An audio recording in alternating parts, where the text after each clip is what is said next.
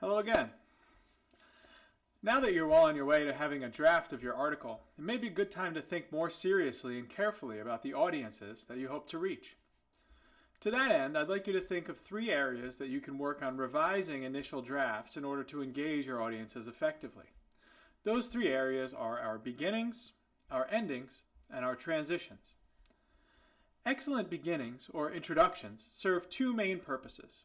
1, to draw the reader in, and 2, to present the writer's thesis, or the main argument or claim your paper will make. Many methods exist that will work to draw your readers into your article. You can consider your introduction a kind of clickbait, but for a research article of the type you're writing, you're going to want a bit more depth.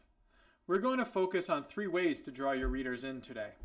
We've seen many of them in our class readings, each writer employing some particular method to lure us in, so occasionally I'll use these as examples. I'll call the 3 methods raising a controversy, a narrative anecdote, and a shocking fact or statistic. First, let's look at how we might raise a controversy. This one is straight from They Say, I Say, and it can serve as an excellent way to prepare your readers for your argument by framing it as an ongoing conversation.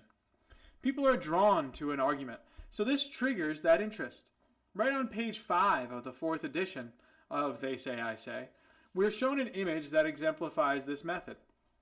The professor in the image starts off with a they say kind of statement, some other's point of view on an issue, and then he immediately counters it with his own view.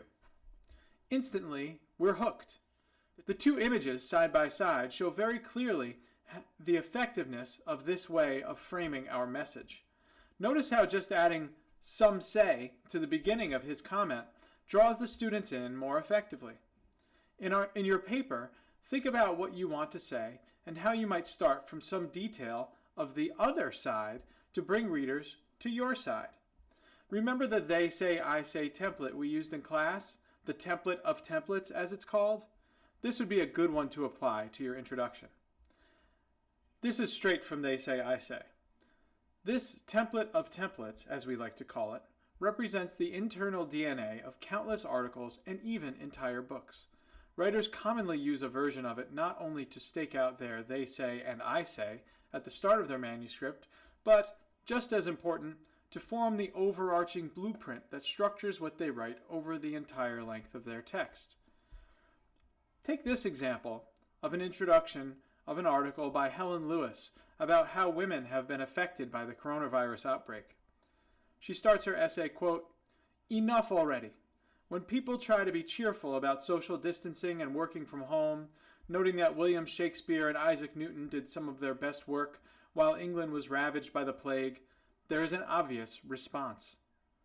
Neither of them had childcare responsibilities." Unquote. Lewis gets us hooked by arguing not in a vacuum, but against those who see the coronavirus as an opportunity to do good work, which it will be more for men, she argues, than women. Another great place to help with using this method is Chapter 4 in They Say, I Say. The chapter is entitled Yes, No, Okay, But. The book can serve as an excellent resource for those struggling with getting started or figuring out how exactly to intermingle your own ideas with the ideas of others. Use it. A second way to approach introductions is via an anecdote or a little story. Dredge your own life or the experiences of others and put that right at the top of your paper. People love stories, and they're often drawn to emotional stories, so your beginning is a great place to plant some pathos or the emotional appeal. It's worth keeping in mind that good stories are specific. In fact, a strong introduction often inverts what we mentioned about generalization and support a couple weeks ago. It's like an upside-down ladder of abstraction, going from the specific details of a story to the more general thesis or claim. Check out this introduction we read for this class. Quote, "We're going to have to control your tongue," the dentist says, pulling out all the metal from my mouth. Silver bits plop and tinkle into the basin. My mouth is a mother lode.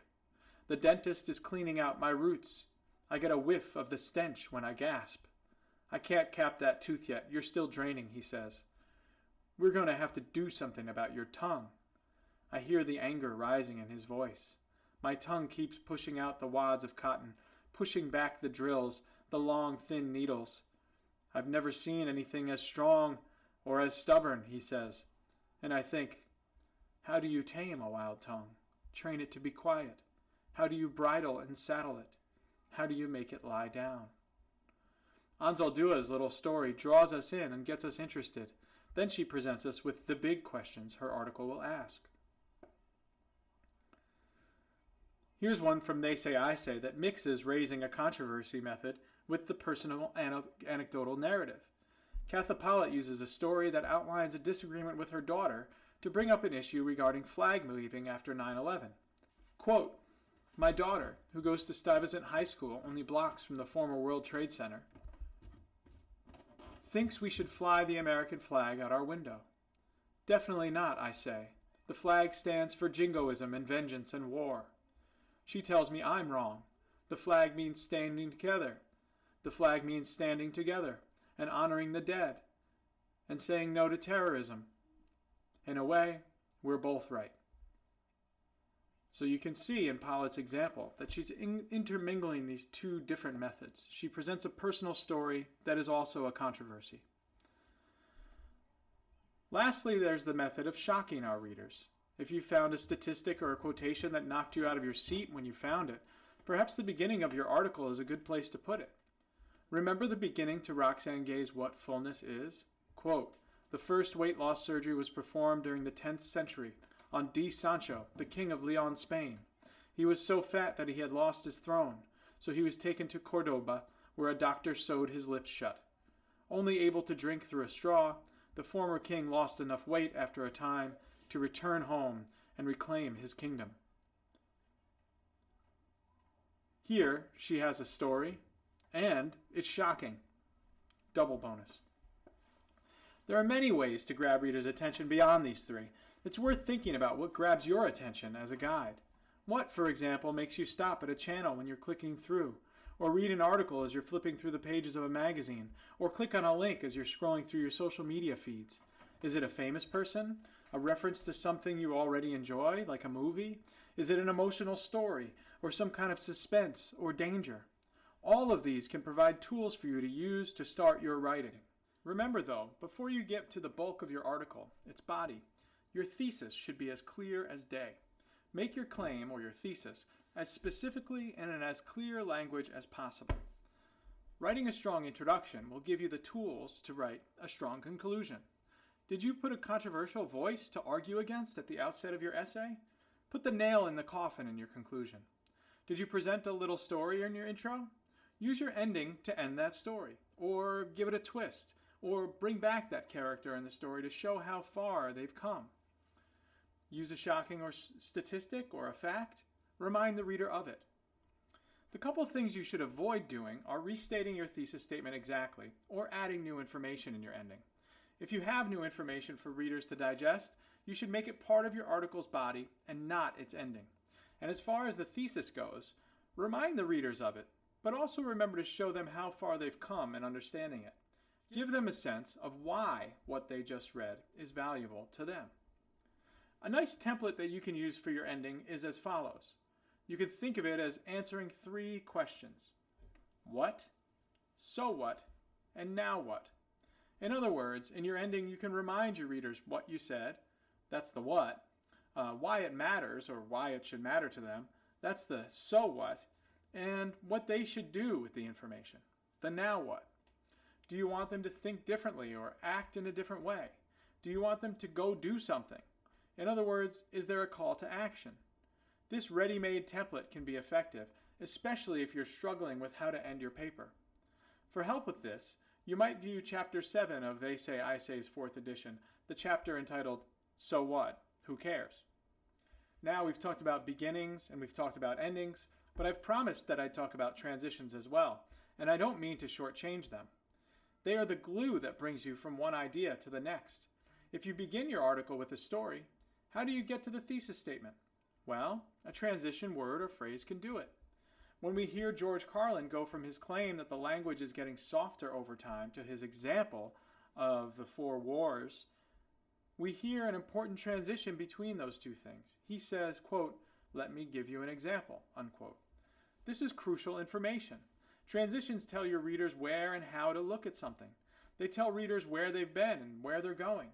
They're essential tools in making your readers feel like they're not lost. Take a look at any of the readings we've done for this class and note the writer's careful use of transitions. They are everywhere, for writing is nothing if not movement. For more help on transition words or phrases, please refer to Chapter 8 in They Say, I Say's 4th edition. Reading the entire chapter will help you, but you can also look for the lists of transition words and phrases. I find that transitions are often effective when added in later drafts, so as you revise your initial draft this week, find places where you can point a finger for readers, where you can provide the roadmaps to your thought. They Say, I Say rightly points out that transition words and phrases can be among the most powerful tools in your vocabulary. So you see, starting, ending, and moving through the points of your paper is not as challenging as it may seem, and you have plenty of tools at your disposal to apply to that task.